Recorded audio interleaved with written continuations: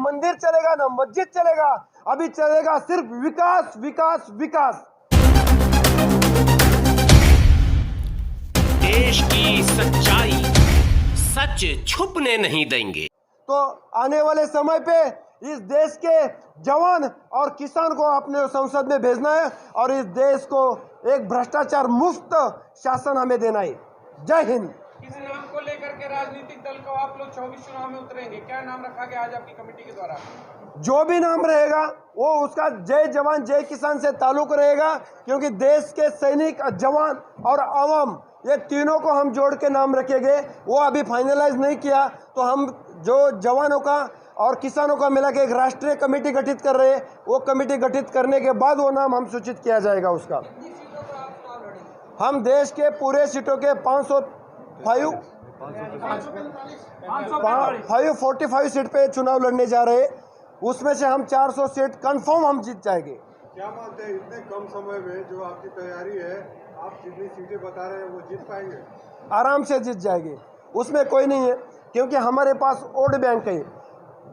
जवान और किसान इस देश के असली नायक, जो देश की रक्षा करता है वो बॉर्डर पे मर रहा है, जो देश का अन्न पुरोता है वो खेत में मर रहा है। तो हमारे पास वोट तो हम 400 पर के 1000 सीट होने के बाद भी हम मिलने के बाद तो आ सकता है हमारे से। तो ये कौन सी बड़ी बात है?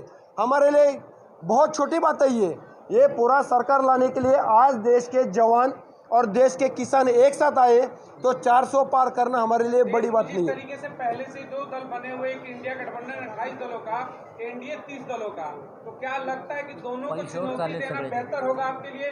आपकी पार्टी उन तमाम चीजों को फेस कर पाएगी?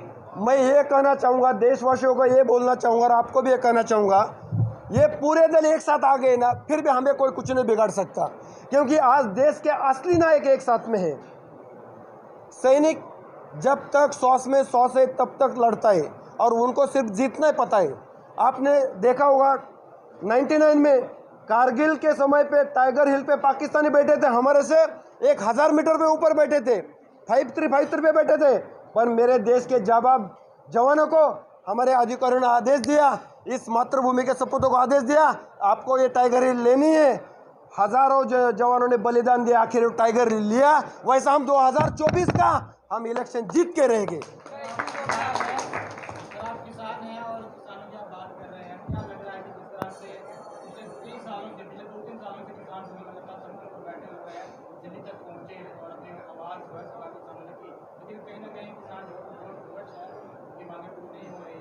आप कह रहे हैं कि हम चुनाव लड़ने जा रहे हैं और टक्कर देंगे एनडीए और एनडीए को, इस तरह से रहने वाली आपकी? देखिए, दुनिया में किसी भी देश की दो ताकतें होती हैं। किसान जो पूरे देश को रोटी देता, खाना देता, जवान जो देश को सुरक्षा देता, क्योंकि हमें सुरक्षा की भी ज़रूरत है, कोई बाहर से नहीं। ये दोनों काम जो करता है आज वही बुरी परिस्थिति में है। किसान खेत में मर रहा है, जवान सरहद पे मर रहा है। 2 दिन पहले ही आपने देखा एक अग्निवीर शहीद हो गया, लेकिन उसको शहादत का दर्जा नहीं दिया गया। दिल्ली के बॉर्डरों पर 750 किसान शहीद हुए, लेकिन उनको भी शहीदों का दर्जा नहीं दिया गया। इस देश में महिलाओं को न्याय नहीं मिल रहा है, चाहे वो मणिपुर हो, चाहे दिल्ली हो, चाहे मध्य प्रदेश हो, चाहे छत्तीसगढ़ हो, उनको निर्वस्त्र किया जा रहा है, उनको भी न्याय नहीं मिल रहा। जो नौजवान है वो बेरोजगार घूम रहा है, नौकरी की तलाश में। आज जो भाजपा की सरकार है, इन्होंने कहा था 2 करोड़ रोजगार देंगे, इन्होंने कहा था महिलाओं को सुरक्षा देंगे। इन्होंने भूतपूर्व सैनिकों की रैली में 15 सितंबर 2013 को मोदी जी ने कहा था पहली कलम से किसानों को एमएसपी और जवानों को 1 रैंक 1 पेंशन देंगे। आज उस बात को 10 साल से ऊपर हो गए हैं, आज तक भी वो 10 साल में कोई सक्सेस नहीं मिली, क्योंकि ये सरकार झूठों की सरकार है, ब्रांडेड सरकार है, झूठ बोलती है, एडवर्टाइजिंग करती है। एक किसान है जिसको इस देश को रोटी देनी है, आज जवान उनके साथ मिलकर लड़ रहा है। इस देश को न्याय भी मिलेगा, इस देश को रोटी भी मिलेगी, इस देश को सुरक्षा भी मिलेगी। और कोई सत्ता में आने से पहले तो बड़े वादे किए जाते हैं, चाहे मोदी जी का हो, चाहे पार्टी आज भी चुनाव लड़ने जा रहे हैं, किसानों की बात कर रहे हैं, जय जवान जय किसान। आपको भी जब सत्ता मिलता है तो उसके बाद किसान के बाद सड़कों में ना दिखे? नहीं, बिल्कुल भी नहीं दिखेंगे। हमारी सड़क से सत्ता की संसद तक तैयारी है। किसानों ने 13 महीने सड़क पर लड़ाई लड़ी है। आज वो किसान संसद जाना चाह रहा, वही किसान जाएगा, यहाँ कोई नेता नहीं जाएगा, ना कोई नेता पुत्र जाएगा। किसान जाएगा, अपने हक की आवाज़ उठाएगा। और किसान तो इतना दानवीर होता है, जब उसके ऊपर समस्या आती है तो वो भगवान से भी लड़ लेता है। किसान के खेत में जब सूखा पड़ता है या बारिश होती है, वो कहता कोई बात ना राम, देखेंगे इसको भी।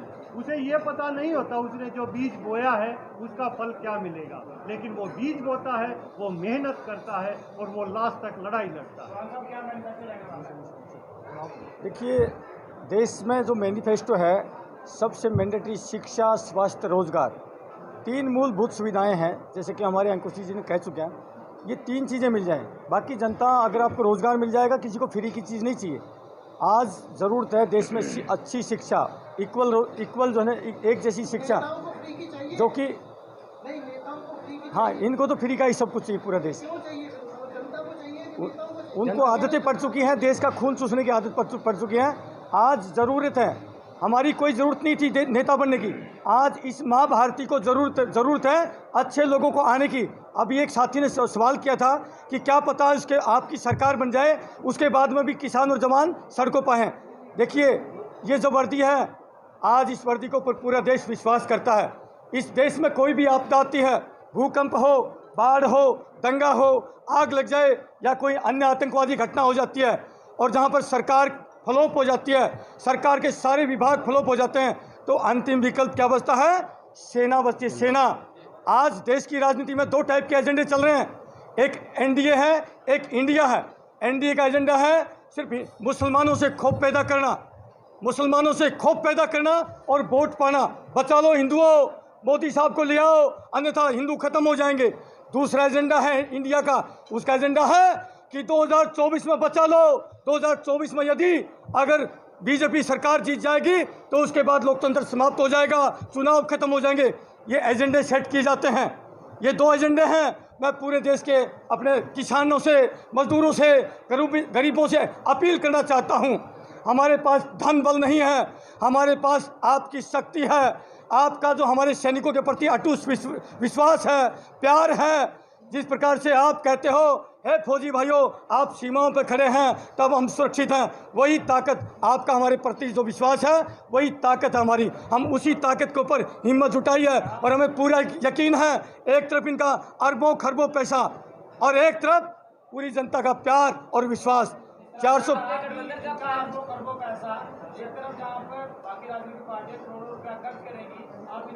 मैं कहता हूं साहब, इनका अरबों खरबों एक तरफ धरा रह जाएगा और यहाँ पर जनता का प्यार, क्योंकि हम जनता के विश्वास, जो हमारे प्रति विश्वास है, उसके दम पर जा रहे हैं। हम अपने भाइयों के दम पर, अपने माता पिताओं के दम पर, क्योंकि सैनिक किसका बेटा होता है? सैनिक गरीब किसान मजदूर का बेटा होता है। सर, आप सेना से हैं जी। जिस तरीके से अग्निवीर की एक योजना लाई गई, अगर आपकी सरकार आती है तो ये जो अग्निवीर योजना है ये खत्म कर देंगे आप लोग? बिल्कुल ये पहले जैसे सेना 100% जैसे पहले था, इस अग्निवीर जो योजना लेके हैं, इसको समाप्त किया जाएगा और नौजवानों को जैसे पहले नौकरी दी जाती थी वैसे दी जाएगी। अभी 2 दिन पहले बता चुके हमारे भाई, 2 दिन पहले अमृतपाल जी जो कि पंजाब से हैं, वो शहीद हुए हैं। आज उनको ना तो सैनिक सम्मान के तहत जैसे एक पार्थिव शरीर को सम्मान दे करके उसकी अंत्येष्टि की जाती है, नहीं हुआ है।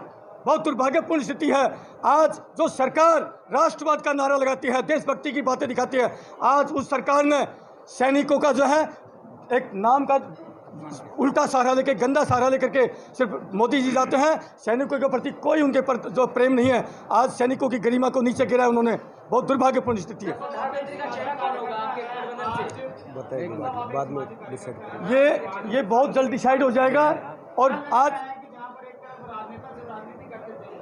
किसान और जवान जो है इस मंच पर आना चाहते हैं ताकि जनता जो है वो सुखम जिंदगी जी सके, जो बाकी अन्य राजनीतिक पार्टियों के नहीं जी पाते। भारत की सबसे बड़ी ताकत किसान और जवान है, और किसान जवान जहां जमा हो गए वहां पे बदलाव होगा।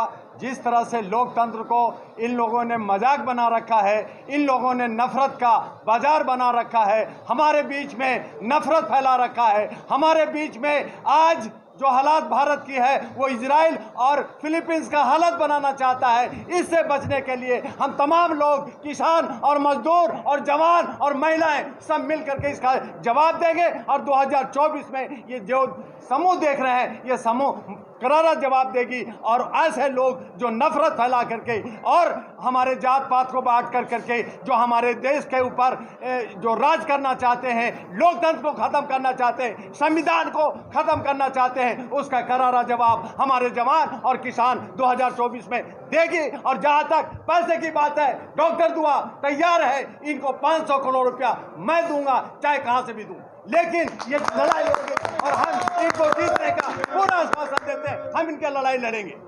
भारत माता के।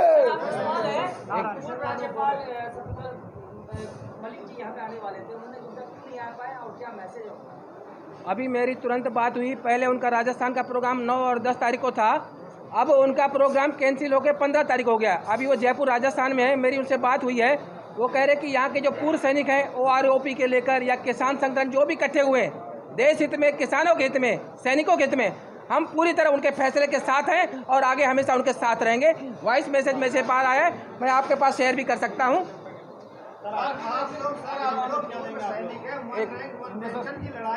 पूर्व सैनिक 9 महीने से जंतर मंतर पे लड़ रहे हैं। अगर आपकी सरकार सत्ता में आती है तो 1 रैंक 1 पेंशन की विसंगतियों को दूर करेंगे। 100% होगा। देखिए, हमें भीख नहीं चाहिए। यदि सैनिकों की सरकार होगी तो नेचुरल सी बात है, जो हमारे सर्विंग सोल्जर सबसे पहले जो सीमाओं पर गोलियां खा रहे हैं, सबसे पहले उनका वेलफेयर देखा जाएगा। उसके बाद में हम लोग रिटायर्ड सैनिक हैं। देखिए, हम अपने लिए नहीं जा रहे, ये लड़ाई हम देने के लिए आए हैं। सैनिक जब जाता है सीमा पर, देश के लिए कुर्बानी देने जाता है। आज हम भीख या कुछ अपने लिए नहीं, आज हम देश को कुछ नया बड़ा देने के लिए जा रहे हैं। अच्छा, मेरा प्रश्न है, बहुत इम्पोर्टेंट बात है। आपके पास एक प्लान है जिसके तहत आप ये काम कर रहे हैं कि हर तहसील में आप एक स्टोर खोलेंगे और लोगों को रोजगार भी देंगे और लोगों को सस्ता सामान देंगे। उसके बारे में हमारे दर्शकों को ये बताइए कि क्या वो वाकई आप कर पाएंगे और कैसे करेंगे, उसका प्लान क्या है? सभी सिंगल विंडो सिस्टम के तहत जहाँ पे भ्रष्टाचार खत्म किया जाएगा, जहाँ पे लोग जो है घूस लेकर के डिपार्टमेंट में जो गंदगी फैलाते हैं, उसके लिए सिंगल विंडो सिस्टम होगा और उसका देख रेख हमारे जवान और किसान करेंगे। मैं कहना चाहूँगा, हिंदुस्तान में मैंने समुद्र में सुना था बड़ी मछली छोटी मछली को खाती है, पर आज देश के बड़े बड़े उद्योजक, देखो बड़ा उद्योजक होना चाहिए ज़रूरी है, पर देश के कुछ ऐसे बड़े उद्योग हो गए कि छोटा उद्योग, जो छोटा व्यापारी वो ख़त्म कर दिया उन्होंने। तो हमें ये लड़ाई लड़नी है और जैसे ही हमारा सरकार आ जाएगा तो हमें छोटा व्यापारियों का भी उनका भी जो हित देखेंगे और बड़े का भी हित देखेंगे। हमें बैलेंस करना है। कहते हैं हिंदुस्तान दुनिया के 5th बड़ी इकोनॉमी है, पर मैं आपको ही सवाल करना चाहता हूँ, क्या बड़ी इकोनॉमी अपनी 5th इकोनॉमी है, ये बैलेंस है? हिंदुस्तान की इकोनॉमी बैलेंस है क्या? नहीं है। 98% जो भारत की आबादी है उनके पास 2% पैसा नहीं है, और जो 2% आबादी है उसके पास 98% पैसा है। तो ये अनबैलेंस, हमें बैलेंस करने की हम कोशिश इस देश के जवान करेंगे और इस देश के हर एक मिनट सुनिए, ये संदेश पूरे देश के लिए जा रहा है। हम लोग का एक मुख्य उद्देश्य मैं आपको बता देता हूँ। आप सब पत्रकार हो, पत्रकारों की समस्या आप जान सकते हो कि नहीं जान सकते हो? कोई दूसरा नहीं जान सकता। आप उतनी देर से घर परिवार छोड़ के आते हो, आपका भी घर परिवार है। हमारी योजना देश के लिए है। हम क्या देश को देना चाहते हैं कि हमारा एक पत्रकार जो संघर्ष करके पत्रकार बना है वो सूचना एवं प्रसारण मंत्री बनेगा, और हमारा जो किसान है, मेहनत करता है, अन्न उगाता है, उसकी समस्या वही समझता है, वो देश का कृषि मंत्री बनेगा। और जो छोटा व्यापारी है, संघर्ष करके व्यापार करता है, वो व्यापार और वाणिज्य मंत्री बनेगा। और जो शिक्षित आदमी है, जो संघर्ष करके शिक्षा प्राप्त किया, वो देश का शिक्षा मंत्री बनेगा। और जो हमारा देश का सैनिक है, सीमाओं पर रक्षा करता है, बखूबी से संघर्ष करता है, गोलियां खाता है, वो संघर्ष को समझता है और वो देश का रक्षा मंत्री बनेगा। और सबसे बड़ा संदेश इन सबको, इनसे बड़ा जो अनुभव रखेगा, सबको समेट के चलेगा, पूरे देश की जनता को समेट चलेगा, वो हमारे देश का प्रधानमंत्री बनेगा। तो आपका प्रधानमंत्री चेहरा कौन है? अभी कोई फिक्स नहीं है। काम के आधार पर जिसका काम अच्छा होगा, जो देश की जनता की रक्षा करेगा, कुछ नहीं, हमको जो काम करके दिखाएगा उसको हम प्रधानमंत्री बनाएंगे। एक सेकंड इस देश में एक सेकंड देखो, इस देश में अभी इस बार आज तक देश में दो ही चलते थे, एक यूपीए, अभी उसका इंडिया हो गया, और दूसरा एनडीए। पर आज जिस देश में थर्ड फ्रंट आ रहा है वो जय जवान जय किसान करके आ रहा है। तो देश में इसके बाद में आप यही करना कि जो इंडिया और एनडीए के ऊपर आने वाला है वो देश के जय जवान जय किसान लड़ने के लिए आ रहा है। यही देश का असली विकल्प है।